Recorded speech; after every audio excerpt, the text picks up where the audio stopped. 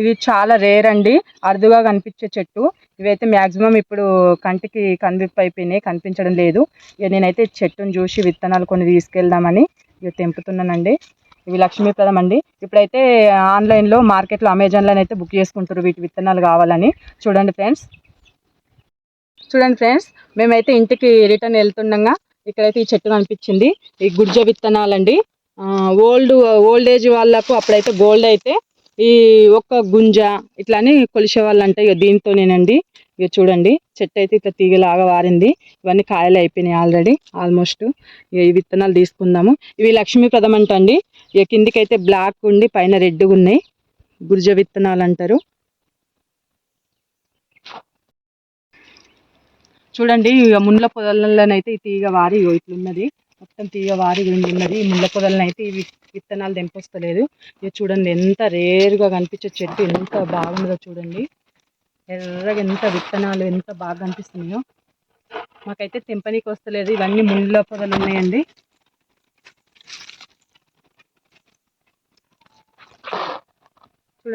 చూడండి ఇక గురువింద గింజలు ఇక అన్నీ అయితే బావి దగ్గర నుంచి తీసుకొచ్చాము.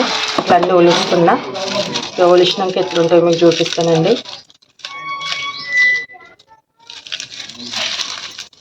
ఇట్లా అయితే ఒలుస్తున్నాం. ఇట్లా ఒలవాలి.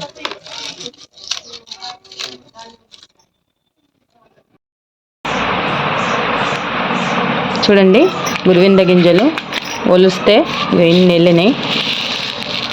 కాయలు నింపుకొచ్చినాం కదండి. ఇంకా చూడండి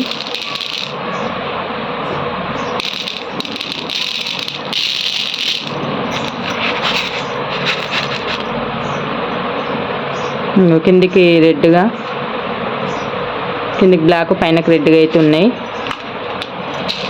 ఇవి దేవుని రూమ్లో ఉంటే లక్ష్మీప్రదం అట అండి. లక్ష్మీ అమ్మవారికి ఇవి ఇష్టం అంట. ఇవి తీగలు ఆరైతే ఇక ముండ్ల పొదలలోనైతే చెట్లు ఉన్నాయండి మా దగ్గర.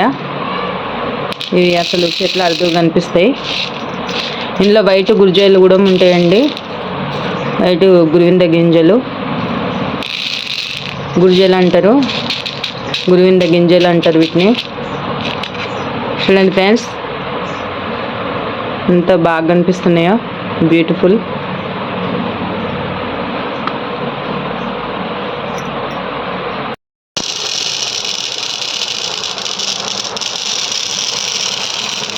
చూడండి ఎంత బ్యూటిఫుల్ ఉన్నాయి, సాఫ్ట్గా ఉన్నాయి. ఎంత బ్యూటిఫుల్గా ఉన్నాయో చూడండి, సాఫ్ట్గా ఉన్నాయి గురువింద గింజలు.